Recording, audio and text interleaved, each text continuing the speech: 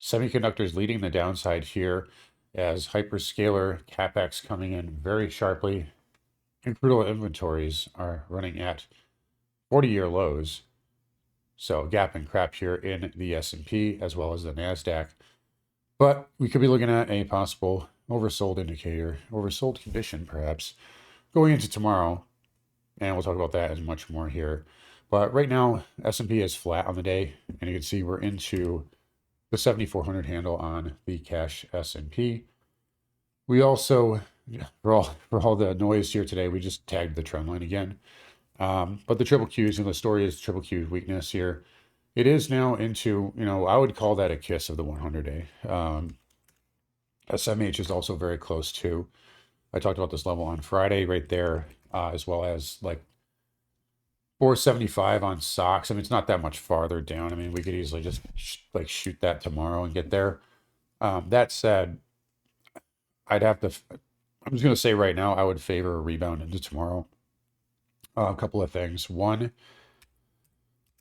oil is at the lows of the day, even with the market basically like making new lows intraday.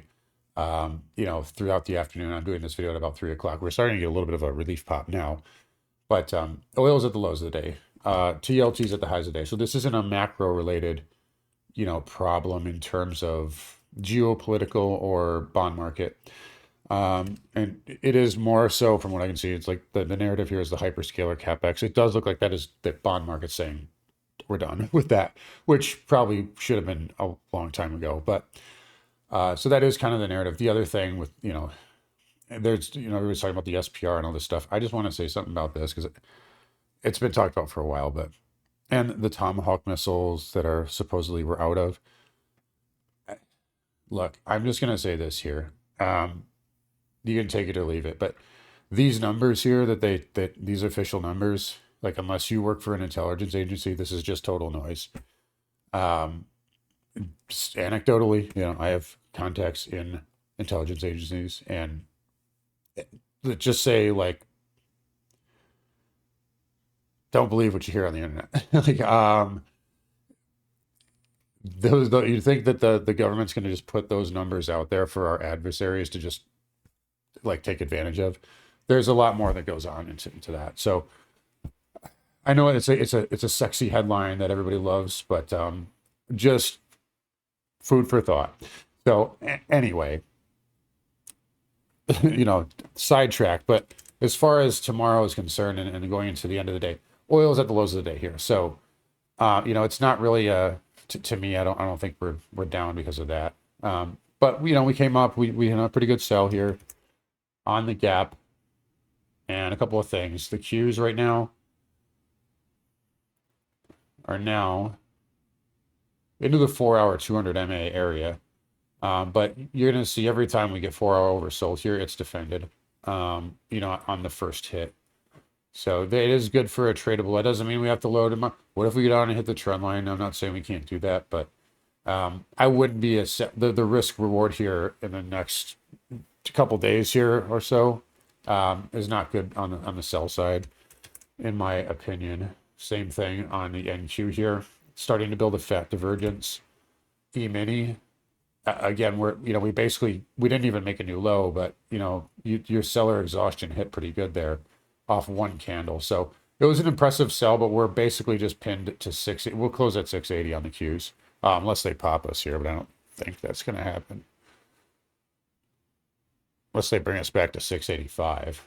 But I think this was just a gap and pin, really. I'm kind of thinking 7,400 and 680. They'll save the engulfing candle, but I think that's it. But as far as tomorrow, I do think we'll rebound a little bit here. For the rest of the week, though, I don't think we're going to necessarily moon. I've been saying it all last week. You've got every one of these hyperscaler and semiconductor earnings, they all crush, right? For the most part, and then they sell off, right? So Google is the latest one. Although it did reclaim its 200-day, so that's a positive. But we got micro stink tomorrow, emphasis on the stink, and then we got Amazon, Apple Thursday, of course, and then FOMC Wednesday. So institutions are going to hold, long puts, short calls, right, into that. So I don't think we're necessarily going to moon here. I think we'll kind of stay under pressure for the most part. But tomorrow, I just wouldn't be a seller down here. That's all. So we'll see what we get here tomorrow. What else? Yeah, so we hit 680. SMH hit a pretty good level at 540. That was put well for today. There's another one at 520 for Friday, and that coincides with the 100-day. If you're familiar with if you've taken the Carnivore course, you know what the type of setup this is. So, first hit of the 20 MA after an extension is usually a defense. It's usually tradable. That doesn't mean it has to make a new high, but we could go up and make a lower high. But it's usually a pretty good area for defense, and that's a tradable spot. Which, by the way, that course is on sale till Friday, as is the active trader and swing trades. And we can give you all these levels, but I can't do it for you unless you want to join me in the trading room at carnivoretrades.com. Or check us out at 8:45 on our show, What's Moving Markets. The link is in the pinned comment. But anyway, outside of that, let's just quickly run through here. So SMH getting a bounce. IGV, oh, look at that. IGV's up. 70s are down. Every cloud stock was up today for the most part. Transport's down 2%. And it's funny how this is like trade, it's like crude going up 30% had zero effect on the transports. And now crude's down 8% and the transports are down 2.3. Like you can't even make that up. XHB up 45, IYR kind of a flat day, inside day. Banks held up pretty well here. XLF, I think it's a new all-time high. KRE flat to positive here. Broker dealers, positive. We mentioned oil here, beautiful 618 tag. That should have some support around 80. And if not, then like 77 or so, I would think. XLE coming in here. XOP, watch around, maybe like 165. And then OIH here, this is kind of a weak bounce here in general, right? You back tested that previous high, but not exactly the most inspiring rebound off that. Dollar holding up pretty well. Started red and then back to green. Gold, kind of a nothing day. Silver, same thing. These just need to flush, if you ask me. All these metals here, I'd like to see them flushed, and then I think they're definitely a buy, but not quite yet. And then you got copper here, still doing copper things. Bitcoin was down to yesterday, but honestly not the worst.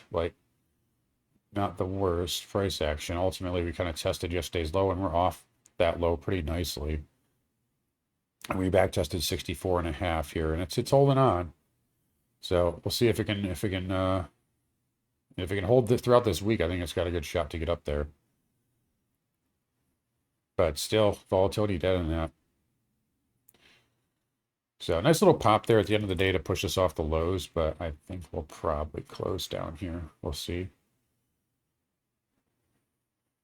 So anyways, guys, we'll wrap it up here. You guys take care. Don't forget to come find me on carnivoretrades.com.